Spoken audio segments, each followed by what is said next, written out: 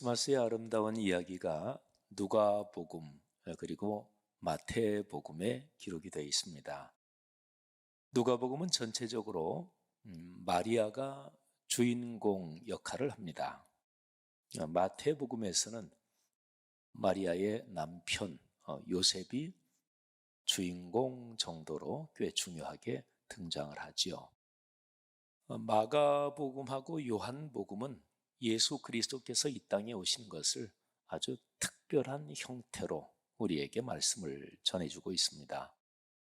특별히 우리 교회가 2024년이 60주년인데 60주년 앞뒤 한 해씩을 같이 묶어서 3년에 걸쳐서 60주년 사역을 진행하고 있습니다. 이제 올해 60주년 사역의 첫 해를 이제 한 주 남겨놓고 있고 바로 60주년 2024년으로 걸어 들어갑니다. 60주년, 그것은 성경의 문화로 해석을 하면 50년을 의미하는 또 다른 희년이라고 말할 수가 있습니다. 성경의 그 문화에서는 50년이 한 바퀴가 돌아가는 것인데 우리 한국 문화에서는 60년이 한 바퀴가 돌아가는 회갑, 환갑이고 다시 시작되는 거잖아요. 그러니까 그렇게 해석하면 우리 교회 60주년은 또 다른 희년입니다. 레위기 말씀을 묵상하면서 이 또 다른 희년을 하나님 앞에서 온전히 말씀에 따라 지키면 하나님께서 3년의 복을 주신다고 말씀하셨습니다. 그래서 우리는 또 다른 희년, 3년의 복, 그 아름다운 시공간으로 걸어 들어가는 것입니다. 성도 여러분들 삶과 또 살아가는 모든 영역에 또 다른 희년, 3년의 복이 넉넉하시기를 주님의 이름으로 축원합니다. 올해 코로나19가 공식적으로 종료된 후에 우리는 처음으로 감사절을 맞이했고 그리고 또 크리스마스의 계절을 맞이했습니다. 올해 크리스마스 여러모로 하나님께 감사한 일이 참 많습니다. 그 중에서 얼른 우리가 사는 동네 이 성동구에 가장 어려운 분들 300명을 초대해서 간단하게 크리스마스 예배를 드리고 또 그분들에게 식사를 정성껏 대접해 드리고 또 크리스마스 희망 상자를 나누어 드렸습니다. 그리고 300명 외에 한 100명 정도 수고하시는 경찰 공직자분들 또 우리 경찰 공직자분들이 민생 치안을 담당하면서 참 그 집 사정 딱하다 이렇게 파악된 분들 등등 해가지고 한 100개 정도의 희망 상자를 더 우리가 나누어 드렸습니다. 그러니까 한 400개 정도의 희망 상자를 나누어 드린 거죠. 우리 성도 여러분들 적극적으로 깊은 마음을, 사랑의 마음을 모아서 헌금을 해주셨고 또 한국 기독교 목회자 협의회 그리고 성동교구협의회 그리고 희망친구 기아대책 이 교계의 중요한 세 기관과 더불어 우리가 사랑 나눔을 실천했습니다. 글로벌 사랑 나눔 우리 교회 20여 년의 의료 선교를 토대로 우리가 만든 NGO 단체죠. 글로벌 사랑 나눔에서 계속해서 선천성 심장병으로 고생하는 아이들 우리가 한국까지 그 외국 아이들을 초대해서 수술을 해주고 생명을 살리는 일을 계속하고 있습니다. 올해도 여러 명을 올해는 유난히 다른 해보다 더 많이 생명을 살렸습니다.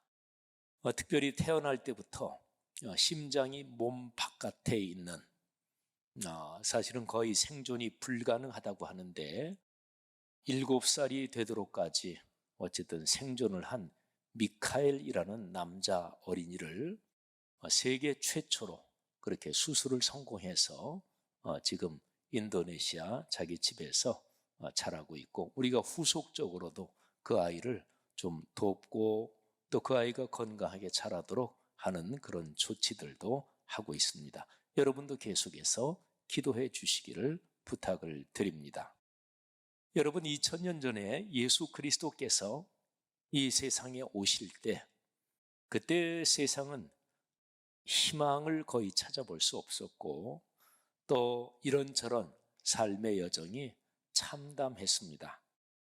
근데 역설적으로 그때 당시는 로마 제국 천년 역사에서 가장 강대할 때입니다. 로마 제국 그 역사에서, 그러니까 기원 예수 그리스도께서 오신 것을 기점으로 대략 로마 천년의 역사는 기원 전에 한 500여 년이 있고 기원 후에 한 500여 년 정도가 그렇게 걸칩니다. 근데 예수 그리스도께서 오실 때 그때는 로마의 최전성기였습니다. 그래서 그 시대를 로마의 평화 시대라고 하죠. 라틴어를 쓰던 문화권이니까 라틴어로 하면 팍스 로마나 이렇게 표현합니다.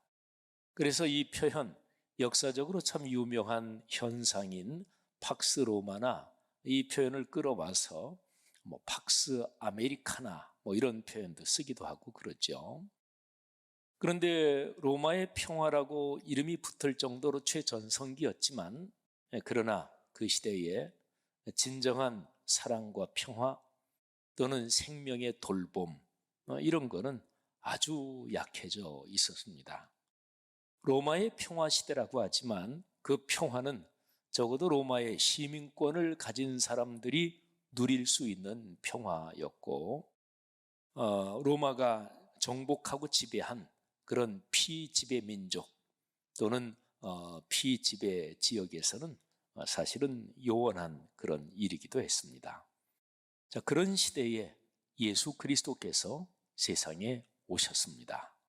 오늘 누가복음 2장에 이 말씀에 보면은 예수 그리스도께서 세상에 오실 때 그때 하늘에서 이런 메시지가 들립니다.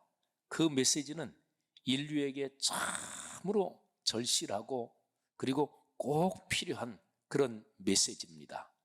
그리고 하늘에서 들린 그 메시지에 구세주 예수 그리스도께서 세상에 오시면서 이 땅, 세상에 사람들에게 가져다 주시는 두 가지 선물이 아주 명확하게 기록이 되어 있습니다. 여러분, 인류 역사 이래, 태초 이래 사람이란 존재에게 가장 필요한 것이 이 두 가지입니다. 사람들이 가장 바라고 그리고 소원하는 것도 좀 궁극적으로 따져보면 이 두 가지에 귀결됩니다. 그런데 이 두 가지는요, 사람이 통제하기 힘듭니다. 아니, 거의 통제할 수가 없습니다. 자, 그 두 가지가 바로 사랑과 평화입니다. 여러분, 조금만 생각해 보세요. 사람이 살아가면서 기독교 신앙에서 말하는, 성경에서 말하는 그 사랑, 꼭 그렇게 생각은 우선 하지 말고 일반적인 어느 종교 또 어느 시대에 살았든 어떤 문화권에 살았든 사회 계층이 어떻게 되든 인간이란 존재는 태초 이래 지금부터 늘 사랑 타령을 하며 사는 것이 인간입니다. 문학, 예술, 드라마, 영화 모든 것에 사랑 타령을 하면서 사람은 생명을 존속해 갑니다. 그리고 사람들 중에서 전쟁을 일으키고 남을 무력으로 억압하고 남의 생명을 죽여서라도 권력을 움켜쥐고 싶다. 그리고 그런 거를 잔인하게 즐기는 그런 완전히 비정상적으로 이미 망가진 그런 인간들도 있겠지만, 모든 사람들이 마음을 조금만 타고 들어가면 싸우지 않고 평화롭게 살았으면 좋겠다. 이게 인간 모두의 공통된 심정입니다. 그래서 가만히 보면 사랑하고 비슷합니다. 인류 역사의 문학, 예술 작품 또는 모든 인간의 활동은 가만히 보면 평화를 그리워하고 그리고 평화를 우러르고 바라는 이런 것이 인간 삶의 아주 중요한 특징 중에 하나입니다. 자, 그런데 보세요. 여기에 처음 크리스마스 그때 하늘에서 천군 천사가 하나님을 찬양하며 이렇게 노래합니다. 누가복음 2장 14절입니다. 지극히 높은 곳에서는 하나님께 영광이요, 땅에서는 하나님이 기뻐하신 사람들 중에 평화로다. 사랑하신 여러분, 우리가 보통 크리스마스의 메시지를 현수막이나 또는 카드나 이런 데 가장 많이 쓰는 표현이 바로 여기에 나오지요. 하늘에는 영광, 땅에는 평화. 여러분, 이 두 단어를 생각해 보세요. 통속적으로 사람들은 영광을 추구합니다.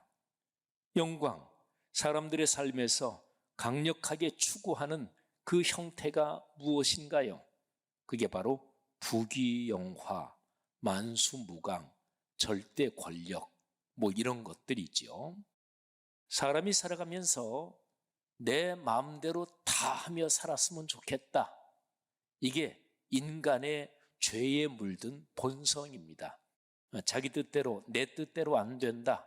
그러면 신경질을 내고 화를 내고 또는 가진 있는 힘을 다해서 수단 방법을 가리지 않고 내 뜻을 방해하고 내 뜻을 거스르는 사람을 억누르고 또는 치워버리는, 이거는 인간이 죄악에 물든 본성의 가장 전형적인 특징입니다.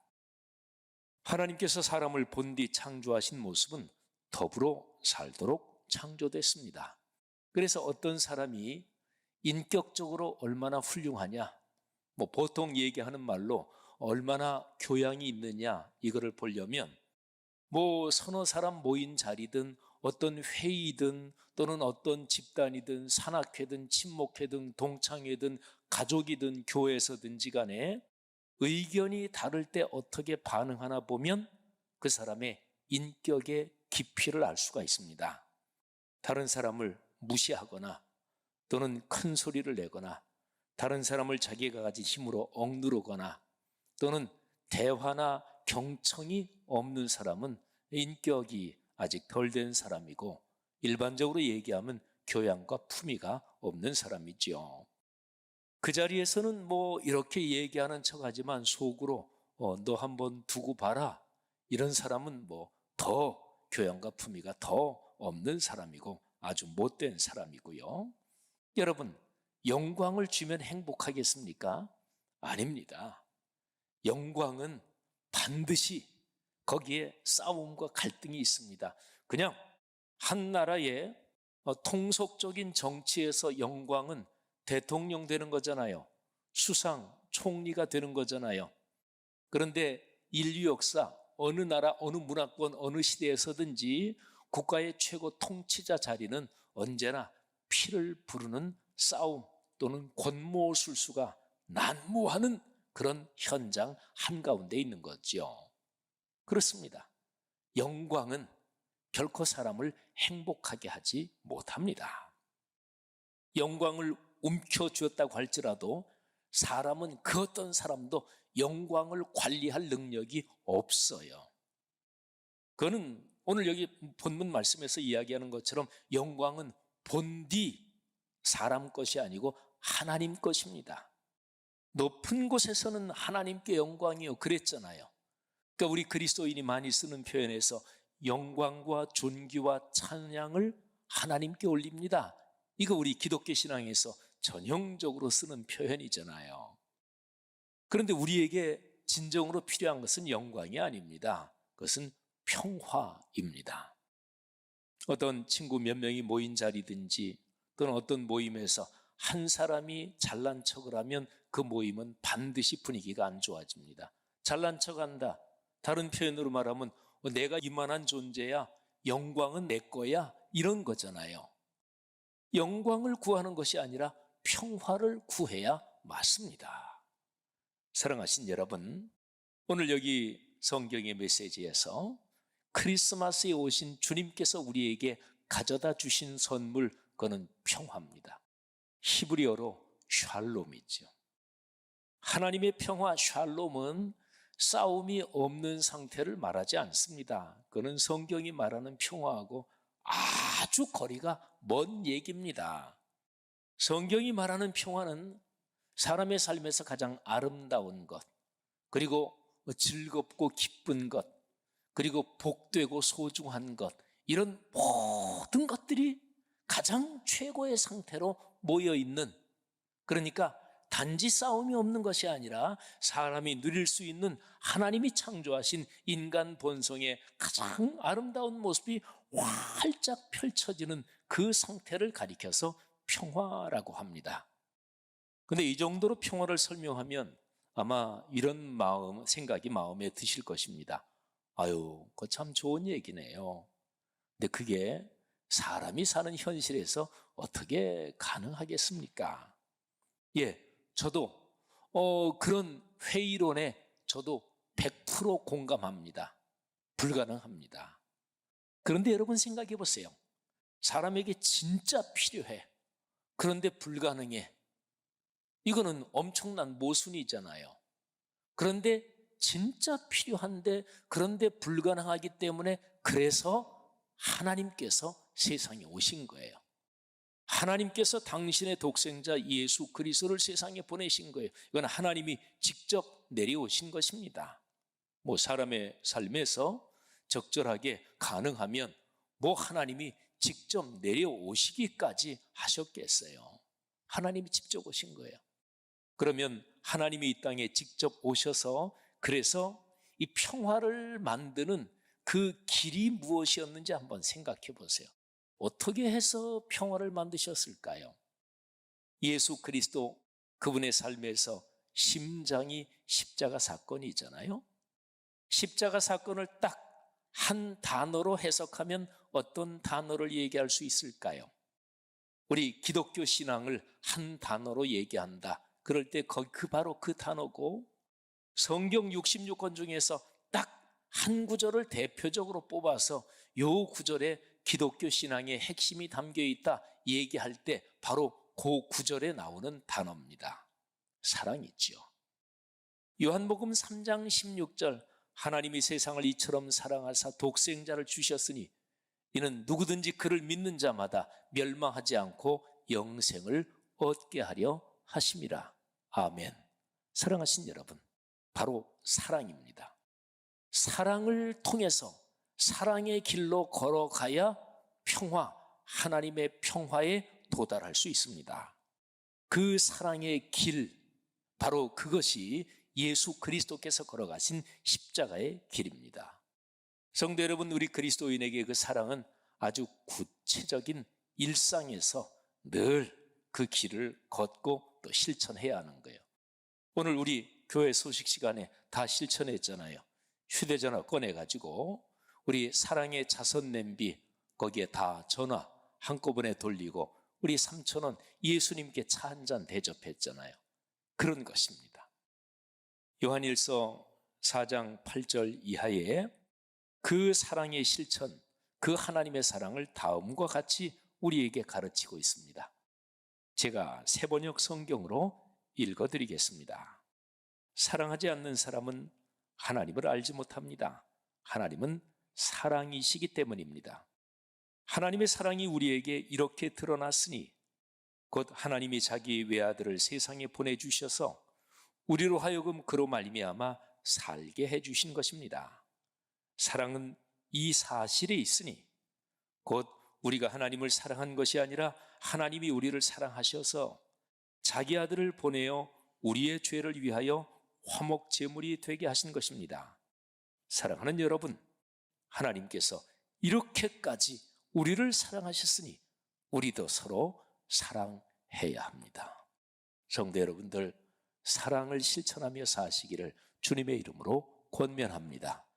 여러분의 삶에서 사랑이 늘 맑은 시내처럼 그렇게 사는 사람들의 사랑의 흐름들이 모여서 넉넉하고 큰 강이 되기를, 그래서 이 말씀삼 공동체가 사랑으로 사는 그런 교회 공동체가 더욱더 되기를 주님의 이름으로 축복합니다. 그래서 이 공동체의 삶에서 하나님의 평화 샬롬이 아름답게 나타나고 이 샬롬을 세상에 증언하면서 사시는 그런 복된 인생 되시기를 주님의 이름으로 축복합니다. 그렇습니다. 예수 그리스도는 어떤 분이십니까? 사랑과 평화로 오신 분입니다.